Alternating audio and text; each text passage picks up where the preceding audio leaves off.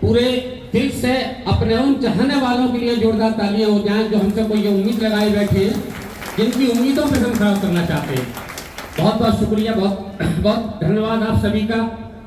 मैं समझता हूँ आस्था बिजनेस की, आस्था प्लान की कोई भी ऐसी विशेष जानकारी नहीं छोड़ी हमारे साथी लीडरों ने जो न बताई हो। यहाँ आस्था में जुड़ने के बाद जो बेनिफिट है, जॉइनिंग बेनिफिट से लेके जो फैसिलिटियाँ दी गई, जो अचीवर है पहली लेवल से लेके और 16 लेवल तक के अचीवर हमारे बीच में आए, उन्होंने अपने अनुभव बताए।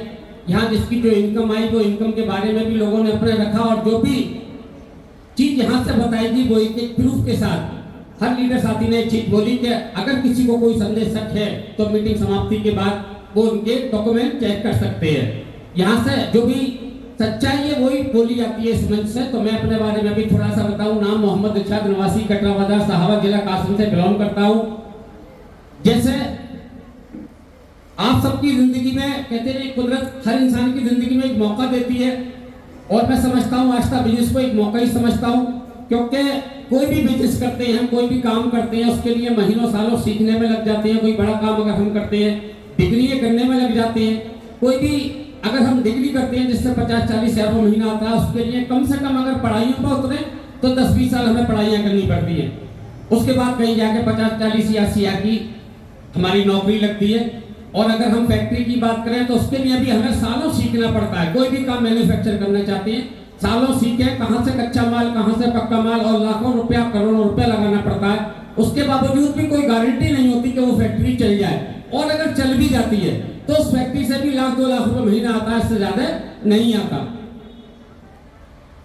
तो मैं इसको फैक्ट्री भी नहीं बोलूंगा, मैं इसको नौकरी की बात करें तो उसके लिए मैंने बताया तमाम पढ़ाइयों के बाद में तो सालों पढ़ाइयाँ करनी पड़ती हैं, और उन सालों पढ़ाइयों के बाद लाखों रुपया खर्च करने के बाद 50-40 हज़ार या 80 हज़ार की नौकरी लगती है। तो मैं इसे ना बिजनेस बोलता हूँ, ना नौकरी बोलता हूँ, ना कोई सिस्टम बोलता हूँ, ना कोई कंपनी बोलता हूँ। मैं आस्था को सिर्फ एक कुदरत का दिया हुआ मौका बोलता हूँ, जो अल्लाह ताला ने ये मौका, कुदरत ने ये मौका मुझे आज से लगभग 17 साल पहले दिया था।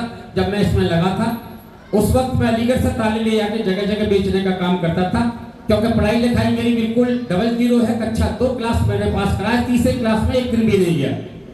और जैसे आज आपको ये मीटिंग दिखाई जा रही है, मुझे ये प्लान मीटिंग में नहीं मिला था, मुझे ये प्लान ट्रेन के अंदर मिला ताले बेचते हुए।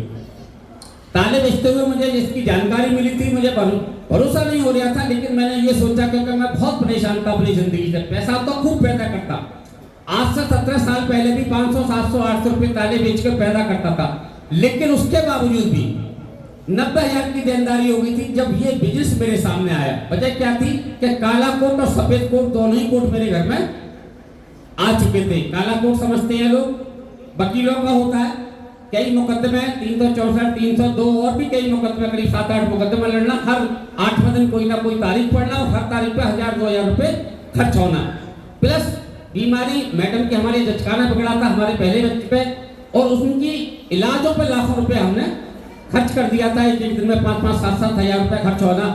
तो अगर 800 की या 900 की भी किसी की रकम होती है तो वो बहुत बोनी साबित हो जाती थी। यही वजह थी कि लगभग 90 हज़ार की देनदारी भी हम पे हो गई थी।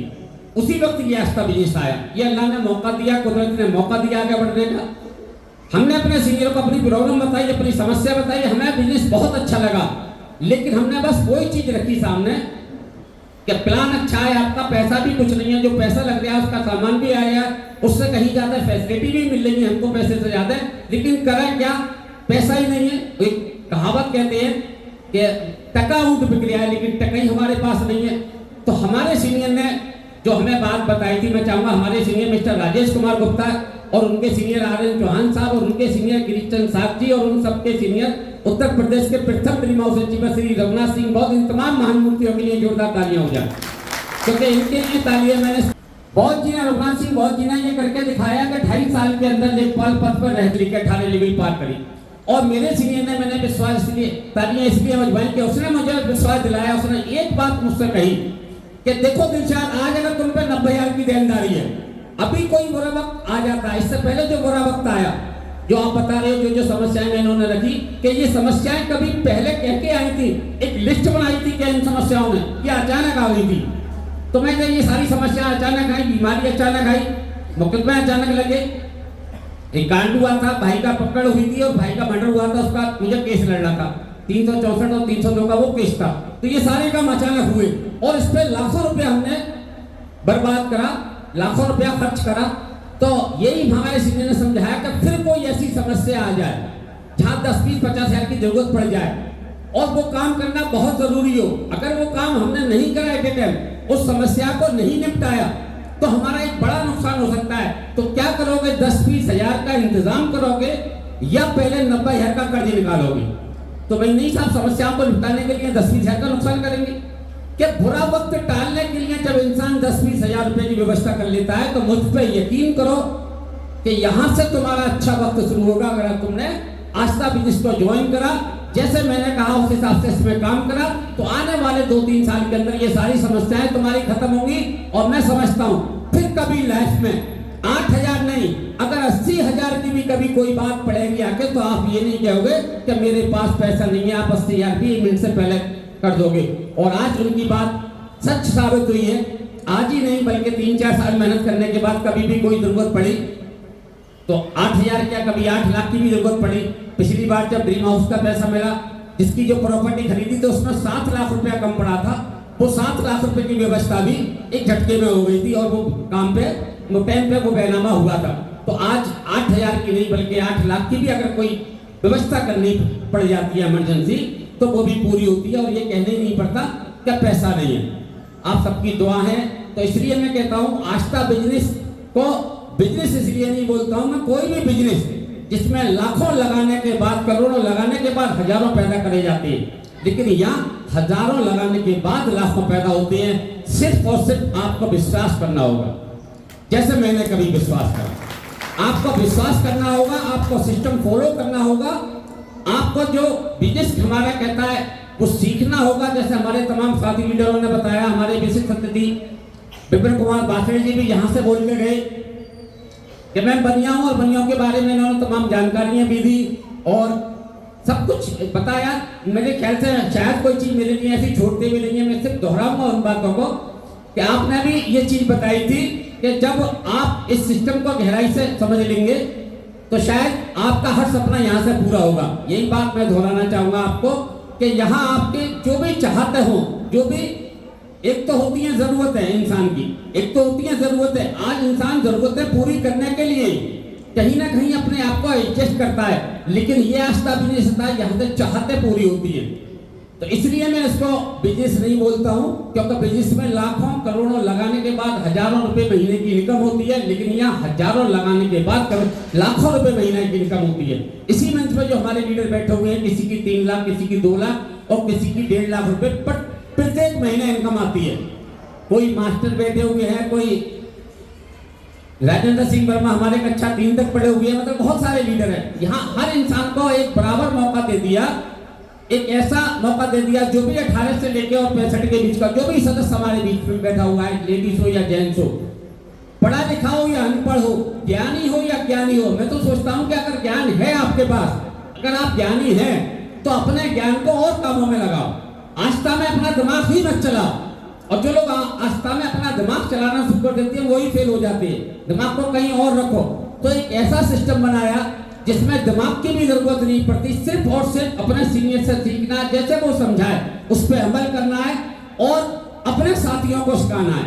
सीखते चलें और सिखाते चलें, बस यही 2 काम करने होते हैं। सीखते सिखाते हुए हम लखपति, करोड़पति, अरबपति जितना सोच रहे हैं उतना यहाँ से हासिल कर सकते हैं। तो ऐसा बिजनेस प्लान बनाने वाले मैं चाहूंगा कंपनी डायरेक्टर महोदय श्री अजय छाबड़ा जी के लिए भी तहे दिल से जोरदार तालियां हो जाएं, जिन्होंने ऐसा बिजनेस बनाकर तैयार करा जिसमें हर इंसान को, हर हिंदुस्तानी को बराबर मौका दे दिया। कोई जात से मतलब नहीं, कोई कौम से मतलब नहीं, जो भी ठान ले, जो भी ठान ले, जो भी मेहनत से रेशियो पूरा करे, ये ब्रोशर है, इसके हर किसी के लिए एक सा दिया गया है और ये इसका इतिहास है। इसमें तमाम उन लोगों के फोटो हैं जिन लोगों ने पहली लेवल से लेकर 18 लेवल तक पार करे हैं। पीछे इतिहास, पीछे जो है प्लान का ये पूरा सिस्टम दिया गया है। ये ब्रोशर में पहली लेवल से 18 लेवल तक आप सभी को प्लान समझाते हैं, इस मंच से भी प्लान होता है। तो ये वो ब्रोशर है जिसमें 1100 पहला चेक 1100 का आता है तो लास्ट चेक करोड़ रुपए का आता है। चाहे 1100 वाला हो या करोड़ वाला हो, उसमें तमाम लोगों के इतिहास दिए गए हैं, सिल्वर, गोल्डन और डायमंड और ड्रीम हो गई, जिन्होंने पहले चेक से लेकर कभी 8,000 रुपए लगाया और पूरी मेहनत से इस काम को सीखा। चाहे वो विकलांग हुआ, वो वकील हुआ, वो डॉक्टर हुआ, वो लेडीज हुई, वो अनपढ़ हुआ, वो पढ़ा लिखा हुआ, सबको एक बराबर मौका दिया। और ये इतिहास बताता है, इसमें अनपढ़ लेडी से भी ड्रीम हाउस तक पहुंची है, लेकिन पहुंचा वही है जिसने पूरे मन से सच्चाई से, ईमानदारी के साथ पूरे मन से सस्ता बिजनेस को कराए और सारी जो भी बाधाएं आती हैं, क्योंकि बिना बाधाओं के कोई काम नहीं होता। आप जहां से भी आए हैं, कोई यहाँ मैं समझता हूँ 50 किलोमीटर दूरी से आया होगा, कोई 20 किलोमीटर, तो कोई 80 किलोमीटर या कोई 10 किलोमीटर, जहां से भी आप निकले बिना बाधाओं के आप यहाँ तक नहीं पहुंचे, लेकिन आपने सोच लिया मुझे इस मीटिंग में जाना है। आपने सोचा तो चाहे ब्रेकर पड़ा, ब्रेकर आए, सामने से कार आ गई, कुत्ता आ गया, टिकरी आ गई, आपने वेट करा, इंतजार करा और वहां से जब वो रास्ता साफ हुआ आप चले। यहाँ तक कि आज तो मौसम ही इतना गड़बड़ है, आज मौसम भी काफी गड़बड़ है, आपने उस मौसम की भी परवाह नहीं करी, कहीं भीगे। कुछ साथी लीडर हमारे बोल रहे थे कि भीगते हुए हमें भीगना पड़ा। तो जिनका लक्ष्य था कि हमें इस मीटिंग में पहुंचना ही पहुंचना है, तो आप उस मीटिंग तक आए। इसी हिसाब से एक बार आप ठान लोगे कि इसमें जो दिया गया है पहली लेवल से लेकर 18 लेवल तक का जो सफर है, अगर ये इसमें दिए गए 43 लोग पार कर सकते हैं तो हम भी क्यों नहीं कर सकते? क्योंकि वो 43 लोग भी आप जैसे ही हैं, मैं भी बिल्कुल आप जैसे ही हूँ। 2 हाथ, 2 आंखें, 2 आंख, 2 मतलब जो भी कुदरत ने मुझे दिया है वही सब आपको दिया है, कुछ एक्स्ट्रा नहीं दिया। मैंने भी ये देखा कि जब ड्रीम हाउस को पहली बार मैंने मंच पे देखा, लेडीज थी श्रीमती नीरज शाह, उनका भी इस किताब के अंदर फोटो है, साइन भी है। उनको देखा, मैंने बड़े गौर से देखा कि उन्होंने 18 लेवल कैसे पार करी। कुछ एक्स्ट्रा तो कुदरत ने नहीं दिया, ये हमारी तरह 2 हाथ 2 पैर है। तो मैंने देखा 2 हाथ 2 पैर 2 आंखें, जो कुदरत ने मुझे दिया वो सुनीता देवी या नीरज कुमारी ठाकुर को दिया, सुनीता देवी यादव को दिया। 2 लेडीज ऐसी हैं जो अनपढ़ रहते हुए भी जिन्होंने ड्रीम हाउस हासिल करे थे। तो मैंने ये देखा, वहां से अपने आप को तुलना करी कि अगर इन्होंने ड्रीम हाउस ले लिए तो दिलचस्पियत तो मैं इनसे ज्यादा, इनसे कहीं ना कहीं कुछ एक्स्ट्रा कर सकते हो। क्योंकि लेडीज है, रात में अकेले नहीं जा सकती, मैं रात में 8 बजे भी जा सकता हूँ, 9 बजे भी मुझे बुलाएगा, मैं चला जाऊंगा कहीं भी। लेकिन लेडीज होते हुए 8 बजे नहीं जाएगी, कहीं ना कहीं उसे एक हेल्पर की, एक सहारे की जरूरत होती है। तो ये सब कुछ देखा, वहीं से मैंने ठाना और अपने आप को सीनियर के समर्पण कर दिया। और जैसे जैसे मेरे सीनियर ने मुझे आदेश दिए मैंने उसका पालन करा। सिल्वर स्टार मैं समझता हूँ, जैसे हमारे बहुत सारे साथी लीडर कहते हैं कि सीनियर की मोटरसाइकिल पे बैठो और वो आपको स्टार बना देगा। कभी कोई किसी को कुछ नहीं बनाएगा जब तक आप खुद नहीं बनना चाहेंगे।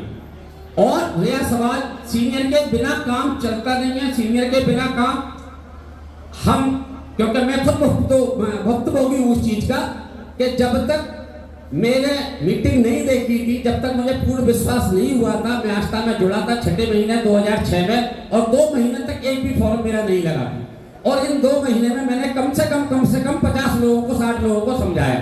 रोज 1-2 लोगों को समझाता था।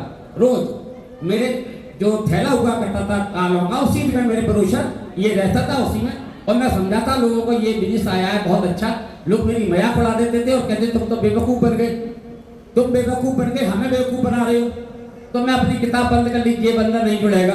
तो इस तरीके से मैंने 60 लोगों को समझाया और एक भी बंदा नहीं आया। जब मीटिंग देखी, भला हो मेरे सीनियर का, मैं चाहूंगा एक बार तहे दिल से और जोरदार तालियां हो जाए मिस्टर राजेश कुमार गुप्ता के लिए, जिन्होंने इतना प्रेशर बनाया। मैंने कई मीटिंगें मिस करी, एक बार ज्यादा प्रेशर बनाया तो बेलन से मैं मीटिंग में पहुंचा था। आधे दिन मैंने अपने ताली बेचे, आधे दिन के बाद मैं लगभग 1 बजे मीटिंग में घुसा।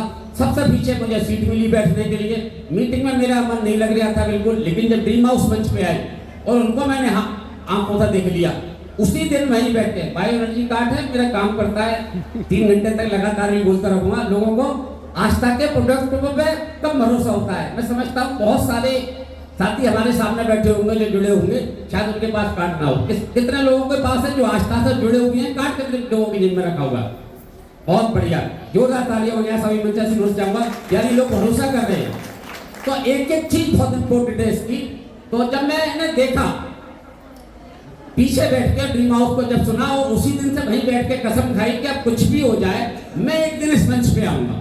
फिर मैंने अपने सीनियर से मशवरा करा और जितनी प्रॉब्लम थी सब बताई उन्हें। मैंने कहा जितने मेरे जानने वाले थे, जितने मेरे खास लोग थे, मैं सभी से कह चुका हूँ, कोई एक तैयार नहीं है। तैयार को मारो गोली, किसी ने हामी भी नहीं भरी कि अभी रुक जाओ 8 दिन बाद करा लेंगे। लोग वादे भी नहीं करे किसी एक ने भी, लेकिन मैं ड्रीम हाउस बनूंगा, इन लेडीज ने ड्रीम हाउस ले लिया तो मैं क्यों नहीं ले सकता। बस ये मैंने उनसे पूछा, मशवरा करा, तो उन्होंने एक ही चीज बोली, बोले दिलशाद मियां अगर ड्रीम हाउस बनना चाहते हो तो जितना भी दिमाग तुम्हारे अंदर है, जो भी तुम्हारे दिमाग के अंदर जो भी जानकारियां हैं, वो सारी जानकारियां आप अपने और कामों में लगाओ, इस आस्था बिजनेस में मत लगाओ, जैसे मैं बोलूं वैसे करो। तो मैंने की जी सर, तो उन्होंने बोला 2 और लगा लो अपने ही घर के, पहले अपने ही घर के 2 लोग और लगा लो। मैंने कहा ये तो कोई सवाल नहीं हुआ, मैं काम नहीं, चलो ठीक है सर, लोगों से मुलाकात करा, मतलब कुछ लोग तैयार हो जाके फिर देखेंगे। फिर उन्होंने आंकड़ा समझाया, 3 का पूरा आंकड़ा समझाया, समझ में आया, 2 लोग घर के लगाए, चेक बन के आया, विश्वास और बढ़ा। फिर लोगों से मुलाकात कराई, तो 10 से मुलाकात कराई, 3-4 लोग तैयार हुए, 1 तो पेमेंट भी आया, इस तरीके से काम शुरू हुआ। फिर तीसरी लेवल जब तक पार नहीं हुई तब तक सीनियरों का सहारा रहा। उसके बाद अब हमें पड़ी थी कि 6 साल में ड्रीम हाउस लेना है।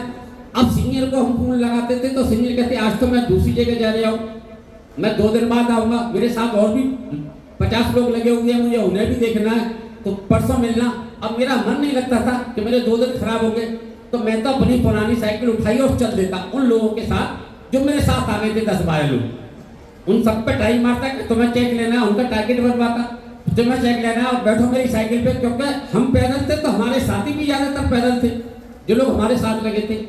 आज के वक्त में अगर आप 100 लोगों को लगाएंगे तो 100 में से कम 80 के पास बाइक जरूर निकल आएगी उनके घरों में। लेकिन उस वक्त जब तक हमारे 100 लोग नहीं हुए, 100 में से 2 लोगों के पास बाइक थी, वो भी बाइक निकालते नहीं थे क्योंकि उसका पेट्रोल नहीं फूकता था। एक हरी सिंह नाम का साहब थे जिनके पास बुलेट मोटरसाइकिल हुआ करती उस जमाने में, वो दूधिया थे, और एक मुन्ना बाबू थे जिनके पास राजदूत मोटरसाइकिल थी। ये 2 लोगों के पास बाइक थी और सिल्वर हो चुके थे अब, बाकी किसी के पास बाइक नहीं थी। यानी मैं भी पैदल, मेरे साथी भी पैदल, तो मैं खुद साइकिल खींचता, कभी अपने साथियों से खिंचवाता, जब मैं थक जाता पसीने में नहाता तो साथियों से कहता तुम चलाओ साइकिल। तो इस तरीके से मैंने ये सफर शुरू करा और लगभग 7 महीने लगे मुझे सिल्वर स्टार बनने में। 7 महीने बाद जो कंपनी से पैसा मिला, वो सिल्वर स्टार उस वक्त 18,000 का चेक आता था, जो टैक्स कट के 16,200 आता, और बाइक जो आती थी उस वक्त 40,000 की। मैंने बहुत कोशिश करी बाइक करने की और जुगाड़ करूं, लेकिन पहले से ही हालात खराब थे, और इस वजह से सिल्वर पे मैं बाइक नहीं ले पाया। फिर गोल्डन स्टार हुआ, अब मैंने सोचा 10 लेवलें पार हो गई, 85,000 का चेक आ गया, अब 4 लेवल में और रह गई है। 4वीं लेवल पे जब कंपनी यहाँ 6 लाख का चेक देती है कि अब यहीं पर सीधी कार लूंगा, बाइक चलाने में कहीं फूक ना जाऊं, क्योंकि उस वक्त 40 की लगभग एज हो गई थी मेरी, और मैंने सुन रखा था कि 40 के बाद अगर हड्डी टूट जाए धोखे से कहीं से तो कैल्शियम कम बनता है, बड़ा मुश्किल से जुड़ती है। तो इस वजह से मैंने सोचा बाइक पे अक्सर लोगों की हड्डियां टूटती हैं, लेकिन भला हो मेरे बहादुर लीडर भी हैं, मेरे साथी भी हैं, मेरे दोस्त भी हैं, विपिन कुमार बाकिड़ जी, इन्होंने मेरी हिम्मत बढ़ाई। बोले नहीं यार बॉस, तुम मोटरसाइकिल ले लो, और हमारा काम नहीं चल पा रहा है मोटरसाइकिल के बिना, क्योंकि विपिन बाबू के पास भी मोटरसाइकिल नहीं थी। इनका भी सपना था कि मोटरसाइकिल लूंगा, क्योंकि इनकी जहाँ जहाँ रिश्तेदारियाँ थी वो सब ऐसी जगह थी जो सुबह से लेकर शाम तक पहुँच पाते थे। बैलजोई और बजीरगंज, मतलब सहावर से कोई डायरेक्ट बाहर नहीं होते थे, तो उन्हें शाम हो जाती थी, यहाँ से वहाँ गाड़ी बदलो, वहाँ से वहाँ बदलो, कोई गाड़ियाँ एक टेटम नहीं मिलती थी। तो विपिन बाबू चाहते थे कि मेरा काम स्टार्ट हो जाए, मैं रिश्तेदारियों में जाऊँ तो कैसे जाऊँ। एक ही दिन की मुझे छुट्टी मिलती है बुध की, बाकी इनका कच्चा काम था, ब्रेड और पापे का दोनों ही काम कच्चे होते हैं। मैंने देखा है आंखों से, हर दिन 2-3 गाड़ियाँ उतरती थी आपके जहाँ, सुबह 5 बजे उठ के गाड़ी उतरवाते, फिर पूरे उसमें माल सप्लाई करते पूरे कस्बे के अंदर। तो बोले कि एक ही दिन की छुट्टी मिलती है, तो मैंने बाइक अपने लिए ना लेके मैंने बाइक विपिन बाबू के लिए ली थी कि कुछ नहीं है तो बुध के दिन कवर हो जाया करेगा इनके रिश्तेदारों में, और जो भैजोई वगैरह, चंदोसी वगैरह जहाँ जहाँ इनकी रिश्तेदारी है, बजीरगंज वगैरह सब अलग अलग दूर दूर रोडों पे है, तो वो कवर कर ले करेंगे और गाड़ी खड़ी कर दे करेंगे, फिर अगले बंदों को निकाल ले करेंगे। तो इस तरीके से मैंने विपिन बाबू प्लेटिना गाड़ी निकलवा के लाए, और मैं इन्हीं के साथ वो गाड़ी यही चलाते थे उस वक्त। लेकिन फिर ऐसा हुआ कि मेरी और भी जो टीमें थी, मुझे जाना पड़ता तो मुझे बसों का 2-2 घंटे इंतजार करना पड़ता अगर दूर जाना पड़ता, और अगर साइकिल से जाता हूँ तो अब इंप्रेशन थोड़ा खत्म हो रहा है क्योंकि गोल्डन हो चुका था और टाइम भी समय लग गया, साइकिल की हालत भी खराब थी।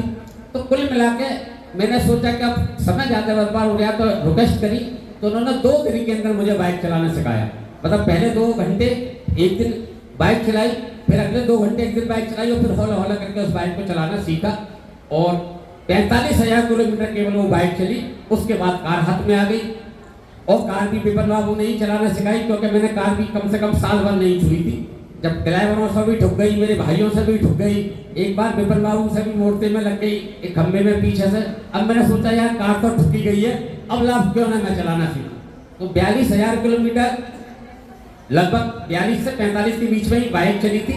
बाइक 10वीं सीढ़ी पे ली और कार हाथ में आ गई और 44,000 किलोमीटर कार चला दी। और कार चलाने के बाद ड्रीम हाउस हाथ आ गया। तो उसके और आप सबका दुआ, आप सबकी दुआ या सहयोग कहना चाहिए या आप सबका सहायता कहना चाहिए कि अभी तक ना कहीं बाइक ठुकी। कोई गलत बात है कि एक्सीडेंट हो गया था अचानक से गाय आने सामने आने की वजह से। तो बहुत पुरानी बात है, जब मैं गोल्डन स्टार हुआ करता था, तो वो भी हो सकता है ऊपर वाले ने और सावधान करने के लिए करा हो। बहरहाल वो एक्सीडेंट के बाद आज तक कोई ऐसी घटना नहीं हुई जो किसी भी तरीके की परेशानी आती। और आज एक कार नहीं, ये शायद 4थी कार मैंने खरीदी है। और ये सब आप आस्था बिजनेस की देन है, आस्था परिवार की देन है। और मौका मैंने इसलिए बोला क्योंकि मैंने समझता हूँ किसी भी बिजनेस से, किसी भी फैक्ट्री से हजारों रुपए लगा के लाख रुपए महीना नहीं कमा सकते। लेकिन मैं यहाँ बताऊँ, यहाँ लाखों का नहीं बल्कि शायद मैं तो अपना हिसाब लगाना ही भूल गया हूँ। पिछले अगर 24 महीने की बात करें या पिछले अप्रैल से लेके अब तक, अप्रैल से लेके और शायद जनवरी दिसंबर तक लगभग 60-65 लाख रुपए के मैंने बेनामे कराए हैं। बाकी काम चल रहा है लगातार सन 2019 से। इस नका हिसाब लगाना नहीं आता मुझ पर कितना पैसा मेरे घर में आता है। आप ये मालूम है करोड़ से ऊपर लगभग पिछले 24 महीने के अंदर घर में पहुंचा है। इस आस्था बिजनेस है वो TDS जब हम दाखिल करते हैं तब वो निकल के आता है कितना लाख रुपया आया घर में। तो साथियों इसलिए मैं बोलता हूँ कि ये मौका नहीं है जिसके लिए मैंने कोई डिग्री नहीं करी, कोई कच्चा पक्का माल कहाँ से आना है कहाँ से करना है कुछ मतलब नहीं। जो अपने आ रहा था वो अपने साथियों को दिलाने की कोशिश करी और अपने घर परिवार को छोड़ा। और वो घर परिवार को छोड़ने के लिए छोटा सा किस्सा सुनाऊंगा। कल भी हम लोग कहाँ थे, शाहजहांपुर जिले में थे। कल भी मीटिंग करके आए शाहजहांपुर जिले में। आज हमें दवाई देखने को मिला और ये दवाई शायद पहली बार देखा है मैंने दवाई क्षेत्र। और वैसे दानपुर तक हम मीटिंग कर गए हैं और देखा था वहाँ दवाई पास है, दवाई का नाम बहुत सुनते थे। तो मैं चाहूँगा एक बार दवाई के स्टाइल में आज की इस मीटिंग की मेन हीरो के लिए जोरदार तालियां हो जाए भूदेवी के लिए, क्योंकि दवाई देखने का भी आज मौका मिला, कल शाहजहांपुर देखने का मौका मिला। तो छोटी सी कहानी किस्सा याद आ रहा है। 4 मेंढक पहुंचे और भगवान ने उन चारों को अपने बुलाया दरबार में अपने सामने और बोले भाई मैंने तुम सबको मतलब 10-10 साल भेजा, 10-10 साल या 20-20 साल की जिंदगी दी तुम्हें, मैंने अपनी दुनिया में भेजा, तुम्हें मेरी दुनिया कैसे लगी। तो सबसे पहले मेंढक को बुलाया गया कि भाई तुम बताओ अपना विचार रखो। तो मेंढक आया, क्या भगवान तूने दुनिया बनाई है, सुबह से लेके शाम तक 100 चक्कर लगा लेता मैं, इतनी छोटी सी दुनिया क्या खूबसूरती है, क्या है उसके अंदर, कुछ नहीं है। भगवान ने कहा अच्छा ठीक है भाई तुम एक साइड हो। और दूसरे को बुलाया क्योंकि वो मेंढक कुएं में रहता था तो वो सुबह से शाम तक 100 चक्कर इस पेड़े से उस मेड़े तक लगा देता था और उसे साइड करा। फिर दूसरे को मेंढक को बुलाया गया, उससे पूछा गया ये क्या बोल रहे हैं, क्या सही है, सहमत है, मेरी दुनिया इतनी छोटी कि सुबह से शाम तक 100-200 चक्कर लगा ले आदमी और कुछ भी नहीं देखने वालने के लिए मैंने ऐसी दुनिया बनाई। तो वो जो दूसरा मेंढक था वो तालाब में रहता था, बोला नहीं ये तो झूठ बोल रहा है, 100-200 तो नहीं, हाँ 4-6 चक्कर तो दिन भर में 4 से 8 चक्कर तो लग जाती है तुम्हारी दुनिया की, हाँ ठीक ठाक है, वो ज्यादा वो नहीं है। क्या अच्छा उसे भी साइड करा। फिर तीसरे को बुलाया गया जो नदी का मेंढक था, उसे बुलाया गया कि नदी के मेंढक को कि भाई ये में था दोनों में तो सही कौन बोल लिया, पहला वाला या दूसरा वाला।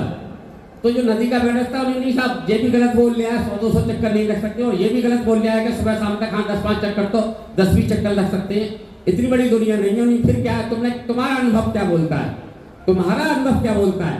तो वो कहता है इतनी बड़ी देखिए हाँ अगर मेहनत करिए कोशिश करिए तो 1 या 2 बार तो किनारा तो मिल जाता है, लेकिन लंबाई हमें नहीं मिली। चौड़ाई तो नाप ली हमने, दिन में 1-2 बार चौड़ाई तो नाप सकते हैं, लेकिन लंबाई का हमें कोई ठिकाना नहीं मिला। उसे भी साइड करा गया। फिर चौथे को बुलाया गया जो समुद्रों का मेंढक था, उसे बोला ये बताओ इन तीनों में तो सही कौन सा बोल लिया है, मैं सबको दुनिया में भेजा, मैंने तुम्हें दुनिया में भेजा अपनी, लेकिन इन तीनों में से सही कौन सा बोल लिया।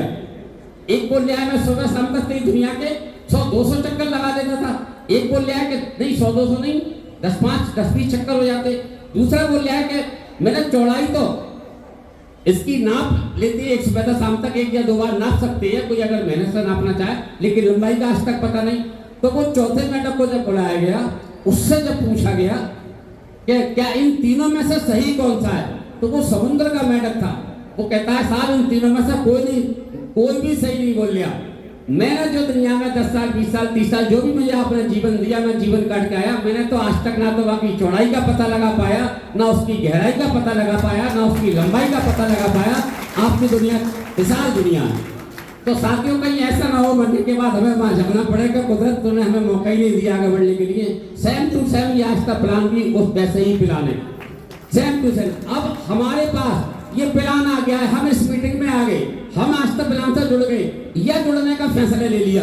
लेकिन अगर हम आज के बाद सक्सेस नहीं होते हैं तो भगवान से भी शिकायत नहीं कर सकते कि भगवान तूने हमें इंसान बनाया तो कभी कोई मौका देता, कोई लॉटरी निकाल देता, क्योंकि ये system same to same lottery वाला ही है।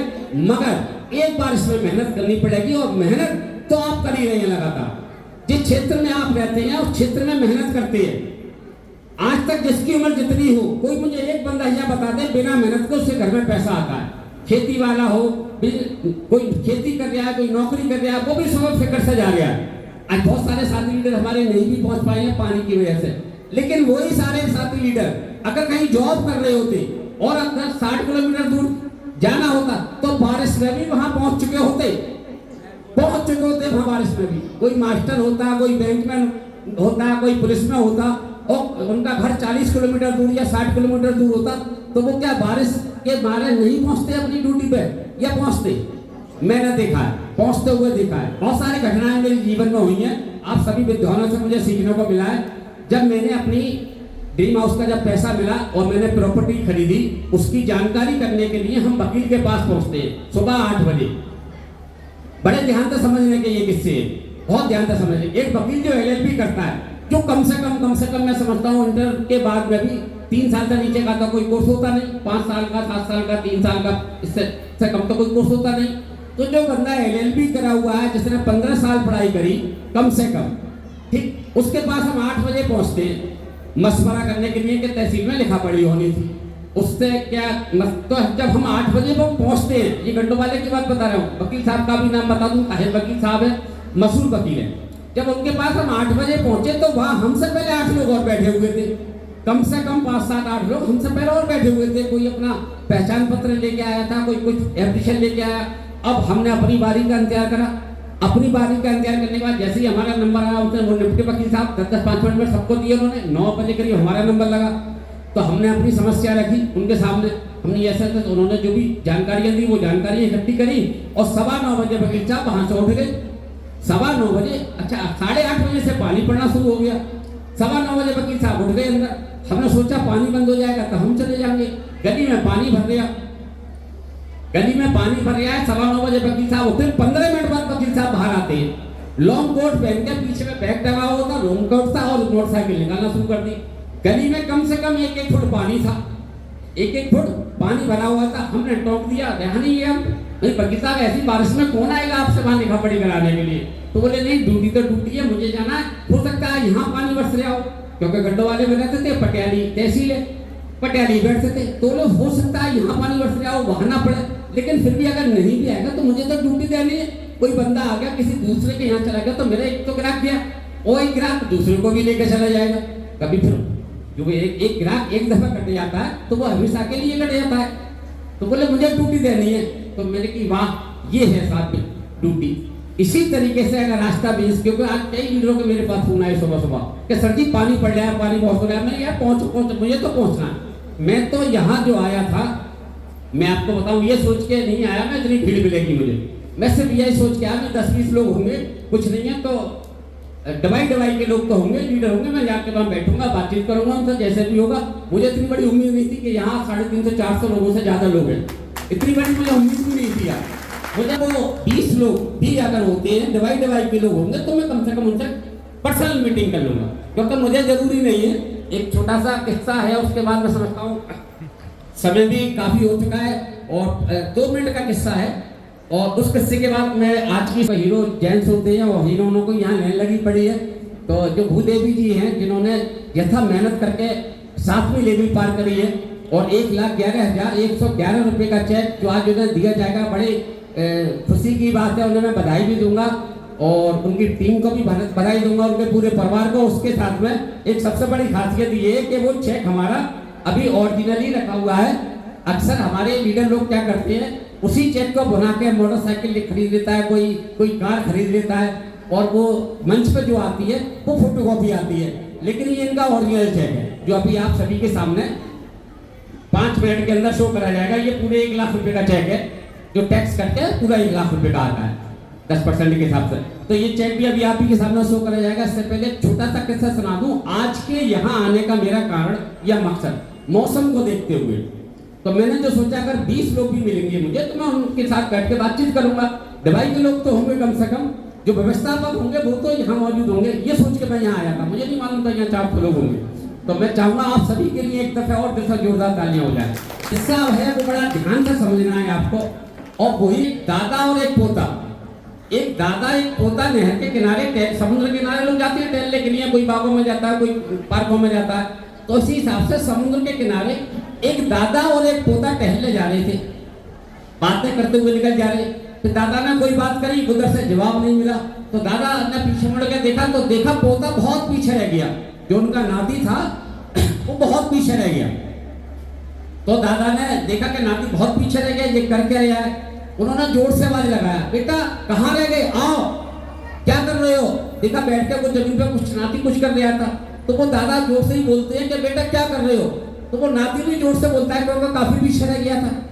तो वो नाती जोर से बोलता है कि देख नहीं रहे दादाजी, ये मछलियां तड़प रही हैं, क्योंकि समुद्र के किनारे जब लहरें आती हैं तो छोटी मछली भी लहर के किनारे साइड में आ जाती है और पानी लहर का वापस हो जाता है, मछलियां रह जाती हैं तड़पती हुई, जो रेत पे छूट जाती हैं।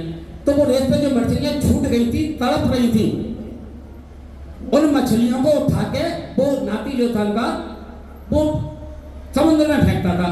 और दादा से बोला कि दादा देख नहीं रहे, ये मछली पानी के लिए तड़प रही है, अपनी जिंदगी के लिए तड़प रही है। मैं इन्हें जीवन दान दे रहा हूं, मैं इन्हें जिंदगी दे रहा हूं। मछली उठाए और पानी में फेंके। क्या दादा ने देखा कि वहां तो सैकड़ों मछली हैं, हजारों मछली हैं। तो दादा बोलते हैं कि बेटा किस किस को जीवन दान दोगे, किस किस को जीवन दान दोगे, ये तो सैकड़ों हैं और जब तक तुम इन्हें फेंकोगे फिर एक लहर आएगी, फिर तमाम मछलियां किनारे पे आ जाएगी, फिर एक लहर आएगी और तमाम मछलियां किनारे पे आएंगी। तो ये कब तक करोगे, किस किस की जान बचाओगे, किस किस को बचाओगे, किस किस का जीवन बचाओगे। तो पोते का जो जवाब था बड़े गहराइयों से सुनना है, दिल पे साथ लेके जाए। कभी वो कहानी मैंने सुनी थी किसी मीटिंग में अपने सीनियर के नाते, और वो सवाल मेरे दिल में चुप गया था और उसी सवाल ने मुझे ड्रीमहाउस बनाया। उस पोते का सवाल अगर आप भी सुनना चाहते तो मैं चाहूंगा पहले तो एक बार उस दादा और उस पोते के जवाब के लिए जोरदार तालियां हो जाएं। उसका जवाब बड़े ध्यान से सुना। वो पोता जवाब देता है कि दादा मुझे हजारों सैकड़ों से मतलब नहीं, अगर मेरे फेंकने से एक मछली को उठाते हुए और वो समुद्र की तरफ फेंकते हुए कहता है कि दादा अगर इस मेरे फेंकने से इस मछली की जान बच गई तो समझ लूंगा मेरी मेहनत वसूल हो गई। तो साथियों बस वही मैंने हमेशा सोच रखी और मैं जिसको भी मीटिंग में ले गया, 20 लोगों को दिखाई मीटिंग, 10 लोगों को दिखाई, किसी एक के समझ में आ गई तो समझता हूँ मेरी मेहनत पूरी वसूल हो गई। आज जब मैं किसी मीटिंगों में जाता हूँ, कल जो मीटिंग करी उसमें लगभग 2000 के आसपास लोग थे, कल डायमंड की मीटिंग हुई। तो आज मैं किसी भी मीटिंग में जाता हूँ ये सोच के नहीं कि हर इंसान वहां से ड्रीम हाउस बनेगा, लेकिन किसी एक बंदे ने भी देख लिया कि दिलशाद में अनपढ़ होते हुए कक्षा 2 पढ़े हुए अगर ड्रीम हाउस ले सकते हैं तो हम क्यों नहीं। किसी एक बंदा भी ठान के उठता है तो मेरी मेहनत वसूल हो जाती है। मुझे 2000 और 5000 का तेल की परवाह नहीं रहती, तो बहुत पैसा आता है साथ। मैं पिछले 2019 से लगातार घरों पे मेरे काम चल रहा है, कभी गेस्ट हाउस पे, कभी गंडो वाले घर पे, कभी पुराने घर पे, कभी कोई नई प्लॉटों के लिए कुछ ना कुछ चलता रहता है। कभी पुताई, कभी लिपाई, कभी लकड़ी का काम। पिछले 5-6 महीने से लकड़ी का फर्नीचर बन गया था। यानी 2019 से लेकर मेरे घर पर चलती रहती है, यानी हर दिन 2-4-6 हज़ार रुपया मैं खर्च करता हूँ और फिर भी खर्च नहीं कर पाता। तब भी बैंक में आप सबकी दुआ से लाख, 2 लाख, 4 लाख, 6 लाख का बैलेंस हमेशा बना रहता है। और हर बार लगभग 4 से 8 महीने बाद कोई ना कोई बहना भाभी किसी न किसी प्लॉट का किसी न किसी जगह का हो जाता है। तो मैं चाहूँगा एक बार पुनः जोरदार ताली हो जाए ऐसे बिजनेस प्लान बनाए बनाने वाले कंपनी डायरेक्टर महोदय श्री अजय छाबड़ा जी और मेरे सीनियर मिस्टर राजेश कुमार गुप्ता और चौहान साहब के लिए, इन तमाम महान मूर्तियों के लिए दिल से एक बार जोरदार तालियां हो जाए। और इसी के साथ में जिस घड़ी का हमें सुबह से इंतजार था, जिन्होंने लगन मेहनत के साथ जिस 7वीं स्टेज पार करी और 80% की गड़गड़ी में सिर्फ ये 80% लोग दिखाने के लिए 80% नहीं है, बल्कि कुछ करने के लिए, कुछ सामने आने के लिए 80% है। अब तक सावित्री देवी एक बहुत, हम लोग बोलते थे, हमें लगता था वो कहते हैं ना सुतरी बम्प जो होता है जो देखने में बहुत छोटा होता है लेकिन आवाज़ बहुत कर रही होती है उसकी। तो अभी कहते हैं छोटा बम्प होता है उसकी आवाज़ कर रही होती है। तो मैं अब तक सावित्री मैडम जी को देखते थे, लेकिन इन्होंने इतनी कर रही आवाज़ कर करके और इस तरीके से लोगों को उत्साह पैदा करके अपने स्टाफ को लगातार आगे बढ़ा रहे हैं।